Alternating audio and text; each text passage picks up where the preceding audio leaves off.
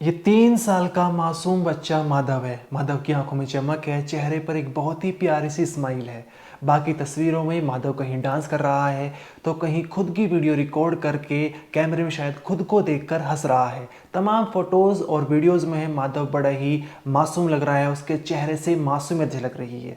लेकिन एक महीना पहले 28 जून को माधव के साथ घर के अंदर जो एक अनहोनी हो जाती है, एक रहस्यमय घटना घट जाती है। जो बिस्तर आप देख रहे हैं, इस बिस्तर पर माधव सोया हुआ था, लेकिन सोते हुए काफ़ी समय हो चुका था, उसकी आंखें नहीं खुल रही थी, जिसके चलते माधव की माँ रुचि गुप्ता ने अपने पति यानी कृष्ण मुरारी को फ़ोन किया और कहा कि माधव काफ़ी समय से सोया हुआ है, उसकी आंखें नहीं खुल रही है। पिता कृष्ण मुरारी घर पहुंचते हैं, अस्पताल में उसे भर्ती कराते हैं, लेकिन डॉक्टर वहां उसे मृत घोषित कर देते हैं। उस वक्त किसी को समझ में नहीं आ रहा था कि आखिर 3 साल के इस मासूम बच्चे के माधव की कैसे मौत हो गई है। लेकिन एक महीना पहले इस मामले का पर्दाफाश हुआ है और जो सच सामने निकल कर आया है उसे सुनकर हर कोई हैरान है। इस कहानी में पता चला है कि माधव की किसी अनहोनी या फिर हादसे के तहत मौत नहीं हुई है, बल्कि एक सोची समझी साजिश के साथ उसका मर्डर किया गया है। और मर्डर करने वाली कोई और नहीं बल्कि उसकी सगी माँ रुचि गुप्ता है। रुचि गुप्ता की आप तमाम तस्वीरें देख सकते हैं। यहाँ पर वो हंसती हुई नजर आ रही है, उसके चेहरे पर आपको मुस्कान दिखाई दे रही होगी, लेकिन इस मुस्कान के पीछे एक उल्टी खोपड़ी वाली शैतान माँ छिपी हुई है, जिसने उस मासूम बच्चे को, जिसको पहले 9 महीने तक अपनी कोख में पाला और फिर 3 साल तक उसका ध्यान रखा, पालन पोषण किया। लेकिन 28 जून को जो बिस्तर आप देख रहे हैं, इसी बिस्तर पर इस माँ ने पहले अपने 3 साल के मासूम बच्चे को मारा, पीटा लात घोंसों से और फिर उसके गला घोंटकर उसकी हत्या कर दी है। अब यहाँ पर सवाल ये उठता है कि आखिर एक माँ ने इस 3 साल के मासूम बेटे को मौत के घाट क्यों उतार दिया। जब इसके पीछे का कारण पता चला तो हर कोई हैरान रह गया। दरअसल माँ का एक नौजवान लड़के के साथ अफेयर था, उससे बातचीत करती थी, लेकिन जब वो अपने बॉयफ्रेंड से बातचीत करती थी तो ये 3 साल का मासूम छोटा सा बच्चा जो है वो शोर मचा देता, रोता था, बिलखता था, हरकतें करता, शरारत करता था, जिसके चलते वो अपने बॉयफ्रेंड से बात नहीं कर पाती थी। एक तरह से मासूम बच्चा बाधा बन रहा था, रोड़ा बन रहा था। और इसके ही चलते जो है इस माँ ने इस 3 साल के मासूम बच्चे का गला घोंटकर हत्या कर दी है। अब सवाल ये उठता है कि अगर कोई मासूम बच्चा जो है शरारत कर रहा है, हरकत कर रहा है, माँ को बात करने नहीं दे रहा, रो रहा है, तो क्या एक माँ जो है अपने इस मासूम बच्चे को, जिसको वो जान से ज़्यादा प्यार करती थी, उसको मौत के घाट उतार देगी। सवाल यहाँ पर यह खड़ा होता है। एक महीना पहले रुचि गुप्ता ने इतनी सफाई से बेटे की हत्या को अंजाम दिया था, कोई शक भी उस पर नहीं कर पा रहा था। लेकिन एक महीने बाद कैसे कहानी पलटती है, कैसे पिता कृष्ण मुरारी को अपनी भी पर शक होता है और पता चलता है कि मेरे बेटे के साथ कोई हादसा नहीं हुआ था, बल्कि सोची समझी साजिश के तहत उसे मारा गया है और उसको मारने वाली उसकी बीवी है। कैसे इस कहानी का पर्दाफाश होता है, इस वीडियो में आपको डिटेल में जानने को मिलेगा। लेकिन उससे पहले आप ये देखिए, जहाँ पर पड़ोस की कोई महिला थी तो उन्होंने बताया था कि एक महीने पहले कैसे जो है ये औरत रुचि गुप्ता, जो यहाँ पर हंसती हुई नजर आ रही है तस्वीर में, वो कैसे नौटंकी कर रही थी। जो बच्चा मर गया था, जो उसने मारा था, वो रो रही थी, अपनी गोद में ले जाकर जो बाहर एक तरह से बिलख रही थी और अपने पति को सौंपा था कि इसको डॉक्टर को दिखा दीजिए, ये काफ़ी समय हो गया है, ये उठा नहीं है। ये बिल्कुल भैया, जो एक माँ की स्थिति वो होती है।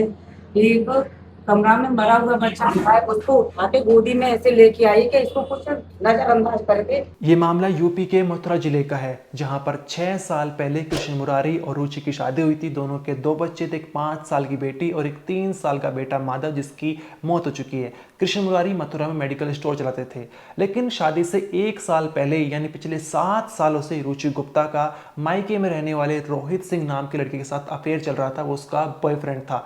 लेकिन शायद रुचि गुप्ता के परिवार वालों को पता चल चुका था, जिसके चलते उन्होंने 1 साल के अंदर ही कृष्ण मुरारी से उसकी शादी करा दी। अब यहाँ पर दोनों के 2 बच्चे हुए, 5 साल की लड़की थी और 3 साल का बेटा था। सब कुछ ठीक चल रहा था, लेकिन शादी होने के बावजूद भी रुचि गुप्ता जो है अपने पुराने बॉयफ्रेंड रोहित सिंह से बातें करती थी और लगभग 7 सालों तक यानी 6 सालों तक रुचि गुप्ता ने अपने परिवार और अपने पति को इस बात की भनक तक नहीं लगने दी। अब यहाँ पर 28 जून को कृष्ण मुरारी मेडिकल स्टोर चले गए थे और यहाँ पर ये जो रुचि गुप्ता है वो अपने बॉयफ्रेंड से बात कर रही थी, शाम का वक्त था, फ़ोन पर वो बातों में मशगूल थी। उसी वक्त जो 3 साल का मासूम बच्चा माधव था, जो बिस्तर आप देख रहे हैं यहीं पर जो वो खेल रहा था, एक तरह से उधम मचा रहा था, शैतानी कर रहा था। अब इस बात से रुचि गुप्ता बहुत ज़्यादा चिढ़ गई थी, वो अपने बॉयफ्रेंड से बात नहीं कर पा रही थी। इस बातचीत में एक 3 साल का मासूम बच्चा बाधा बन रहा था। उसको तो इस बात का इल्म भी नहीं था कि आखिर उसकी मौत किस वजह से हुई है, और मौत करने वाली वही औरत है जिसने उस बच्चे को जन्म दिया था, जो इस दुनिया में उस बच्चे को लाई थी। वही जो है उसने, उस औरत ने इस बच्चे की मौत की कहानी लिखी थी। अब होता कुछ ऐसा है कि पहले बच्चे को मारा पीटा जाता है, बच्चा रोने लगता है, जिसके चलते गुस्से में आकर रुचि गुप्ता ने उस 3 साल के मासूम बच्चे गले दबाकर हत्या कर दी। अब रुचि गुप्ता को समझ नहीं आ रहा था। उसने अपने पहले बॉयफ्रेंड से बातचीत कंप्लीट की और उसके बाद जब काफ़ी देर हो चुकी तो अपने पति कृष्ण मुरारी को, जो मेडिकल स्टोर में थे, उन्हें फ़ोन किया और कहा कि माधव काफ़ी समय हो गया है, वो सो रहा है, उसकी आंखें नहीं खुल रही है, मुझे डर लग रहा है, आप जल्दी से घर आ जाओ। कृष्ण मुरारी घर पहुंचता है, उसे अस्पताल में भर्ती कराया जाता है, जहां पर डॉक्टर उसे मृत घोषित कर देते हैं। अब यहाँ पर धीरे धीरे जो है परिवार वालों को ये लगता है कि शायद कोई हादसा हो गया है बच्चे के साथ, एक अनहोनी हो जिसके चलते जो है उस बच्चे की मौत हो गई है। कोई भी रुचि गुप्ता पर शक नहीं कर पाता, जिसके चलते पोस्टमार्टम भी नहीं होता है और उसका अंतिम संस्कार कर दिया जाता है। उसको जो है बच्चे को नदी किनारे दफना दिया जाता है। अब यहाँ पर जो है कुछ समय बाद यहाँ कृष्ण मुरारी है, उसको अपनी बीवी पर कुछ शक होता है। वो एक तरह से निगरानी रखने लगता है और पता चलता है कि एक दिन रुचि गुप्ता अपने बॉयफ्रेंड से बातचीत कर रही थी। यहाँ पर आप देख लीजिए कि ये रुचि गुप्ता कितनी शैतान थी कि उसने अपने मासूम बच्चे की हत्या कर दी, उसके बावजूद भी अपने बॉयफ्रेंड से बातचीत कर रही थी। और एक दिन बातचीत के दौरान जो अपने बॉयफ्रेंड से कह रही थी कि मैंने ही अपने बच्चे की हत्या करी है, इसी तरह की कुछ बातचीत कर रही थी। जो बातचीत पति कृष्ण मुरारी ने सुन ली थी, जिसके चलते पहली बार कृष्ण मुरारी को शक होता है। इसके बाद वो अपनी बीवी का फ़ोन चेक करता है तो पता चलता है कि वो काफ़ी लंबे समय से अपने बॉयफ्रेंड रोहित सिंह से बात कर रही है। कृष्ण मुरारी अपने छोटे भाई को बताता है और छोटा भाई जो है वो जुलाई के महीने में, हम आपको तारीख बता देते हैं, 27 जुलाई 2026 को पहली बार पुलिस में शिकायत दर्ज कराता है। इसके बाद पुलिस जो है रुचि गुप्ता को हिरासत में लेती है और उससे पूछताछ करनी शुरू कर देती है। लेकिन इससे पहले जो है कृष्ण मुरारी वो अपनी बीवी से बातचीत करता है। वो पूछता है कि क्या तुमने जो है 3 साल के माधव, जो तुम्हारा बेटा है, मेरा भी बेटा है, उसकी तुमने हत्या करी है? तो पहले तो जो है जो बीवी है वो बिल्कुल भी कहती है कि मैंने कोई हत्या नहीं करी है, वो हादसा है, मुझे नहीं पता कैसे मौत हो गई थी। लेकिन कृष्ण मुरारी को अपनी बीवी पर शक था, जिसके चलते पुलिस में कंप्लेंट दर्ज करा दी थी। छोटे भाई ने कंप्लेंट दर्ज करा दी थी। अब यहाँ पर जब पहली बार पुलिस रुचि गुप्ता को हिरासत में लेती है तो पूछताछ करती है और वो पहले ही पूछताछ में कोई जुर्म नहीं कबूलती है। वो कहती है कि मैंने अपने बेटे की हत्या नहीं करी है। लेकिन अगले दिन जब पूछताछ के लिए दोबारा बुलाया जाता है, पुलिस थोड़ी शक्ति का एक तरह से उपयोग करती है तो वो जुर्म अपना कबूल कर लेती है और कहती है कि हाँ, मैंने ही 3 साल के मासूम बच्चे, जो मेरा बेटा था माधव, उसकी हत्या करी है, गला घोंटकर उसे मौत के घाट उतारा है। अब जब पुलिस ने पूछा तो तुमने उसकी हत्या क्यों की, तो उसने साफ रूप से बिना कोई हिचक के, बिना कोई झिझक के बताया है कि मैंने अपने बेटे की हत्या इसलिए की है क्योंकि वो मेरे और मेरे बॉयफ्रेंड की बातचीत में, जब हम दोनों बातचीत करते थे, एक तरह से बाधा बन रहा था, रोड़ा बन रहा था, रोता था, बिलखता था, उधम मचाता, शैतानी करता, जिसके चलते मुझे सहन नहीं हो रहा था और मैंने गुस्से में आकर अपने बेटे की हत्या कर दी है। अब यहाँ पर जो है उसके निशानदेही पर जो है बच्चे को निकाला गया है, पोस्टमार्टम एक तरह से किया गया है उसके अवशेषों का, क्योंकि 1 महीना हो चुका है, बच्चे के अवशेष बचे हैं। लेकिन पोस्टमार्टम में क्या कोई सच्चाई सामने निकल कर आई, ये भी जांच का विषय बना हुआ है। आप ऑन कैमरा जो है सुनिए कि माधव के पिता जो हैं, एक तरह से जिनका दिल अब बहुत ज़्यादा टूटा हुआ है, उन्होंने क्या कहा, एक बार आप वो सुनिए। मेरी वाइफ ने अपने बच्चे का गला दबा के उसे ख़त्म कर दिया। कैसे आपको पता चला कि आप उसका मेरे पास 5 बजे फ़ोन आया था कि माधव जग नहीं रहा है। फिर मैं घर पे गया तो उसे ख़त्म पाया। फिर भी मैं उसे हॉस्पिटल लेके गया, मथुरा, कई हॉस्पिटल में दिखाया, लेकिन किसी ने उसे नहीं लिया। अब आपको कैसी जानकारी हुई कि मेरी पत्नी ने हत्या की है? कैसे खुला ये राज? उसकी फ़ोन की कॉल डिटेल निकलवाई थी, उसमें अननोन नंबर मिले। अननोन नंबर के बारे में उससे पूछा गया, तब धीरे धीरे उसने खुद बताया। क्या बताया आपने? यही बताया कि मेरे हाथों से उसका गला दब गया था और वो ख़त्म हो गया। आपने कोई FIR दर्ज कराई? क्या चाहते हाँ, FIR दर्ज कराई है। क्या चाहते हैं? कड़ी से कड़ी कार्रवाई हो और जो हो सके इतना न्याय हो। 112 थाना बलदेव को ये सूचना मिली थी कि छौली निवासी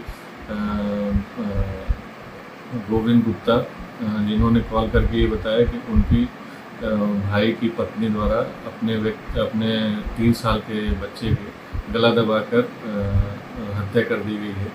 इसकी सूचना मिलते ही तत्काल प्रभारी बलदेव द्वारा मौके पर फोर्स के साथ पहुंचे और वहां पे घटना स्थल का मौका मुआयना करते हुए पता किए तो उस जानकारी प्राप्त हुई कि दिनांक 28/6/2026 को रुचि गुप्ता द्वारा अपने बच्चे को एक्सीडेंटली वो खेल रहा था, जिससे वो उद्यम कर रहा था, जिनके द्वारा रोकने का प्रयास किया गया और उसको मारपीट करते हुए उसका एक्सीडेंटली गला दबा दिया गया, जिससे उसकी मृत्यु हो गई।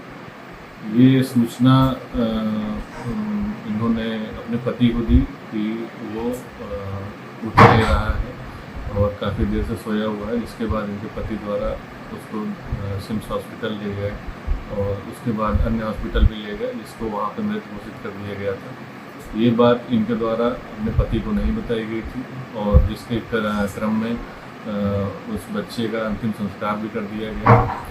इन्होंने जानकारी ये प्राप्त हुई है कि इन्होंने आज अपने पति को ये कन्फेस किया है कि एक्सीडेंटली इनके द्वारा बच्चे का गला दब गया, जिससे उसका मृत्यु हो गई है। अब सवाल ये उठता है कि क्या कोर्ट में केस टिक पाएगा, क्योंकि पुलिस के पास कोई भी ऐसा ठोस सबूत नहीं है। अगर रुचि गुप्ता कोर्ट में जाकर पलट गई कि मैंने अपने बेटे की हत्या नहीं की है, तो पुलिस के पास ऐसे क्या सबूत जिसके चलते साबित कर पाए कि रुचि गुप्ता ही अपने बेटे की हत्यारन है।